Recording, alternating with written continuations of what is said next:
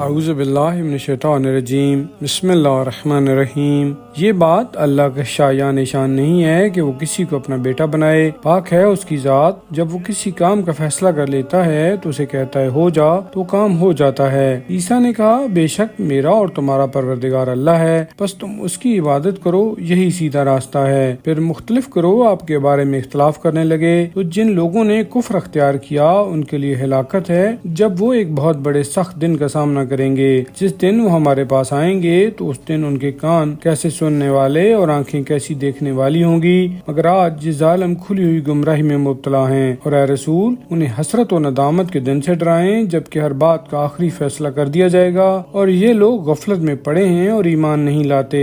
آخر کار ہم ہی زمین کے اور جو کچھ اس کے اوپر ہے اس کے وارث ہوں گے، اور سب ہماری طرف لوٹائے جائیں گے۔ اور قرآن میں ابراہیم کا ذکر کیجئے، بے شک وہ بڑے راست باز تھے جب انہوں نے اپنے منہ بولے باپ یعنی حقیقی چچا آزر سے کہا کہ اے باپ آپ ان چیزوں کی عبادت کیوں کرتے ہیں جو نہ سنتی ہیں اور نہ دیکھتی ہیں اور نہ آپ کو کوئی فائدہ پہنچا سکتی ہیں۔ اے باپ میرے پاس وہ علم آیا ہے جو آپ کے پاس نہیں آیا، آپ میری پیروی کیجئے، میں آپ کو سیدھا راستہ دکھا دوں گا۔ اے باپ شیطان کی پرستش نہ کیجئے کیونکہ بے شک خدا رحمان کا وہ نافرمان ہے۔ اے باپ مجھے اندیشہ ہے کہ آپ پر خدا رحمان کا عذاب نازل نہ ہو جائے اور آپ شیطان کے ساتھی بن جائیں۔ آزر نے کہا اے ابراہیم کیا تم میرے خداؤں سے روگردانی کرتے ہو؟ اگر تم باز نہ آئے تو میں تمہیں سنسار کر دوں گا اور تم ایک مدت تک مجھ سے دور ہو جاؤ۔ ابراہیم نے کہا اچھا خدا حافظ، آپ پر میرا سلام، میں عنقریب اپنے پروردگار سے آپ کے لیے مغفرت طلب کروں گا، بے شک وہ مجھ پر بڑا مہربان ہے۔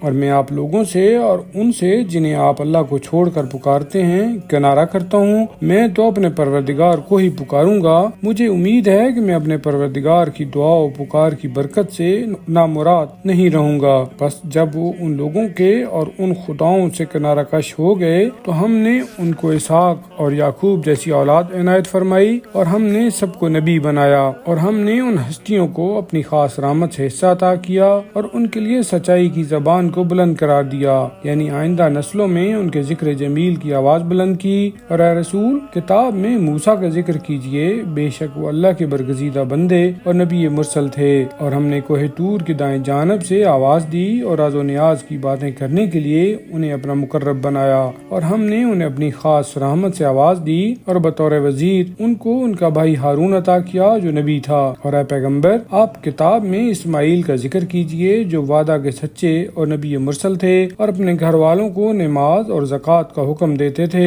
اور وہ اپنے پروردگار کے نزدیک پسندیدہ تھے۔ اور اے رسول کتاب یعنی قرآن میں ادریس کا ذکر کیجئے، بے شک وہ بڑے سچے نبی تھے اور ہم نے انہیں بڑے ہی اونچے مقام تک بلند کیا تھا۔ یہ وہ نبی ہیں جن پر اللہ نے انعام فرمایا آدم کی نسل سے اور ان کی نسل سے جنہیں ہم نے نوح کے ساتھ کشتی میں سوار کیا تھا، اور ابراہیم اور اسرائیل یعنی یعقوب علیہ السلام کی نسل سے، اور یہ سب ان لوگوں میں سے تھے جنہیں ہم نے راہ راست دکھائی اور منتخب کیا۔ جب ان کے سامنے خدا رحمان کی آیتیں پڑھی جاتی تھیں تو وہ روتے ہوئے سجدے میں گر پڑتے تھے۔ پھر ان کے بعد کچھ ناخلف ان کے جانشین ہوئے جنہوں نے نمازوں کو ضائع کیا اور خواہشات کی پیروی کی، پس وہ عنقریب گمراہی کے انجام سے دوچار ہوں گے۔ ہاں البتہ جو توبہ کر لیں، ایمان لائیں اور نیک عمل بجا لائیں تو یہ لوگ بہشت میں داخل ہوں گے اور ان پر کچھ بھی ظلم نہیں کیا جائے گا۔ وہ ہمیشہ رہنے والی جنتیں جن کا خدا رحمان نے غائبانہ وعدہ کر رکھا ہے، بے شک اس کا وعدہ